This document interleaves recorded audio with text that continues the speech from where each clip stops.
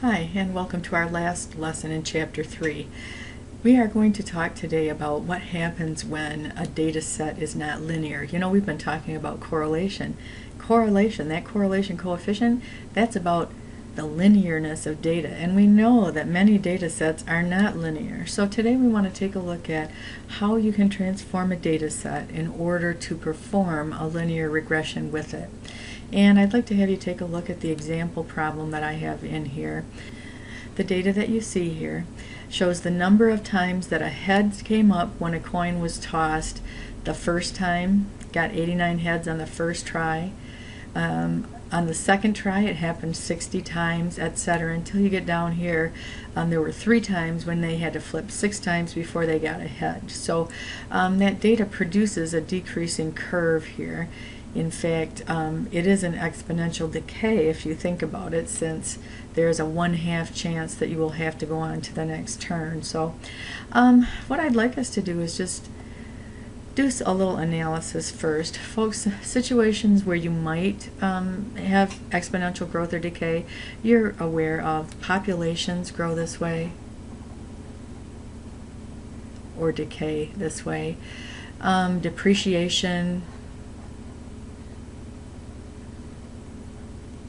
half-life, those are all things that have exponential patterns. Any exponential curve can be linearized by taking the log of both sides. We're going to do some algebra, so if we do it to one side, we have to do it to the other. Taking the log, and I'm going to use natural logs for this problem, of both sides. So I'd like to have you think about that. Our equation, the exponential model, which is y equals some start number times base raised to the xth power, that becomes this: the natural log of y is equal to the natural log of ab to the x. And you'll remember from your algebra classes, when things come together as a product with logarithms, they can be split out as sums. So I'm going to bring down my natural log of y, but over here I can split this up into the sum of the natural log of a plus the natural log of b to the x. Some of you will remember the power rule, which says that that exponent can come down in front, so it ends up being x times the natural log of b. Now, I'm not an algebra teacher, but I know that this looks an awful lot like a linear equation, folks. The natural log of b is the slope of x, if you will, and we have a constant that would be the y-intercept. See, if we do that, take the natural log, then we can take that exponential data set and make it look linear. So I have taken the x and y from that table, that is the number of toss and the number of times we got heads on that toss, and put them into the list 1 and list 2 of my calculator. I want to look at the natural logs of those y values. So over here in list 3,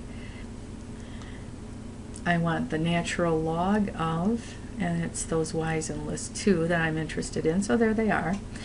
As you can see, our y scale is going to change. Really, we're rescaling here when we do this. The y went from 0 to about 90 before, and now it's going from around 1 to 5. So we've shrunk the scale on the y-axis. I want to go ahead and look at a scatter plot of this data, and we'll sketch it back on the front page. So second and y equals, and I have my plot on, but I needed to look at lists 1 and 3.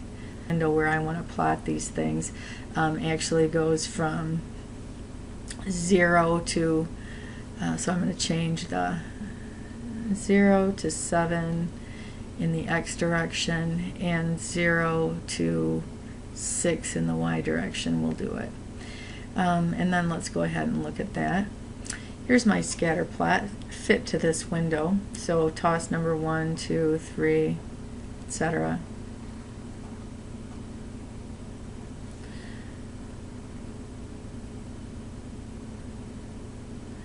And as you can see, I'm going to trace so that we can get look at those values. The first one, when x is 1, we have a y of about 4.5, so we're right up in here. Alright, here is my scatter plot, and you can see that it is much more linear than where we started. So this was a good process to do to linearize this data. Now I want to go ahead and find the regression equation for it. So I'm going to stat over to calc. I'm going to choose option 4 for linreg because we said we have linear data. And my data is not in 1 and 2. Instead it's in 1 and 3 now because I want to look at those natural logs of y. And go ahead and calculate. Here's the equation that I'm given. Y equals, and I want to write it so that it's in this format. That means that I need the b number first. About 5.27 plus negative 0.67x is what it says. Notice the r value, folks, 0.989. Okay, we did a good job linearizing. Now this, it's the natural log of y. Natural log of y is equal to this. So this says that we should convert back to exponential form by converting each side back. Well, we can do that. We went the log route. Now we're going to go the other direction and write both sides in exponential form. So I'm going to do that up here where there's a little bit more room. Natural log, so the base is e to the natural log of y equals. On the other side, it's e to everything that we have up there, 5.27 plus negative 0.67x. E raised to the natural log of y is just y. In essence, what you're asking there is, what power do I raise e to get the natural log of y? You raise it to the yth power. On the other side, this addition comes back as a multiplication. So e to the 5.27 times e to the negative 0.67x. And I will remind you that here we have power times power. This x can technically go on the outside, and I'm going to do that in my next step. Y equals, now e to the 5.27 is a number, and I have it on my calculator. It's about 194.4. E raised to the negative 0.67 is also a number. Negative 0.67. That is about 0.512. 0.512 raised to the x. And there's an exponential equation that fits our data set. That seemed like a lot of algebra to me, and I'm glad that we're able to do the algebra. I also am glad, though, that we don't always have to, and we'll go there in a minute. The b number, this 0.512 in our particular example, if that b is greater than 1, then the growth rate in that case is b minus 1. We have a decay, and the decay rate is 1 minus b. So when you have a fractional number, as we do between 0 and 1, to find the decay rate, we do 1 minus b. In our particular problem, that would mean that the decay rate is around 0.488, which is pretty close to 0.5, which is as it should be. We do not have to do that algebra every time. I want you to just take a real quick look. Remember that in my y equals, I still have the original data set in list 1 and list 2. Stat, calc, there are all kinds of regressions in here, and we knew that this was an exponential model just by looking at its shape. I want to find the one that says exp reg. There it is. And choose that one. My data is in list 1 and 2. And let's calculate. According to the calculator, the constant, the starting point, is 194.9. We had 194.4, pretty close. The rate is 0.511 about. We had about 0.512, again very close. Remember, folks, that when we did this, we had an R value of negative, oops, I forgot the negative sign, negative 0.989, and that same thing shows up here.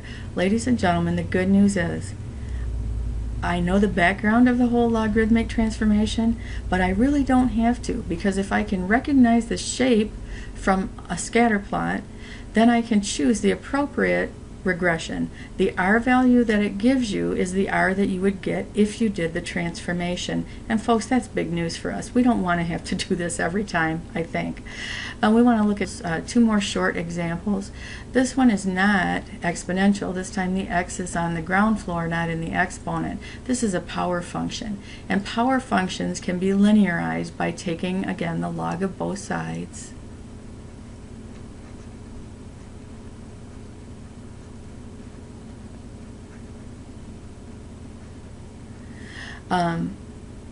Y equals AB to the x would become this. The natural log of y will equal, and it's the ln of A plus the exponent comes down in front, B times the natural log of x. This is a linear model, folks. In the lists, what you would do is take, let list 3 equal the natural log of list 1, let list 4 equal the natural log of list 2. You will have taken the natural log of both sides, then call up that linear regression for L3, L4. The regression equation is exactly what we wrote above, that the natural log of y would equal the natural log of A, which is just a number, plus B times the natural log of x. To get it back into power form, folks, if you think about it, the natural log of y on this side is equal to, and here we have it split out as an addition, so it would be the natural log of, and you join the parts, A, remember B by the power rule goes back up, ax to the b power, and if we've got natural logs on both sides, then we can just work with their arguments, so we simplify right back to where we belong, y equals ax raised to the bth power. Now, the specifics for this alligator problem are in your textbook. We're just showing you, again, the logarithmic background to this, but we'll tell you that your calculator also has a power reg feature. So I want to have you just take a quick look in here, stat, over to calc. All the variations. There's a quadratic regression if you know for sure you're quadratic or cubic. There's an alternate form of lin reg. There's a natural log reg.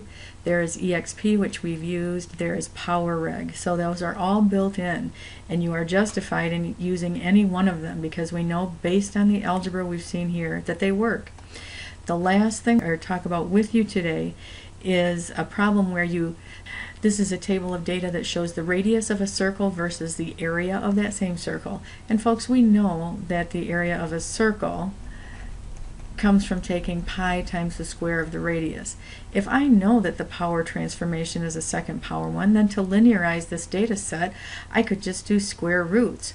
I'm going to ask you to think about that. Let's get this data into our calculators, list 1 and list 2. And then in your list 3,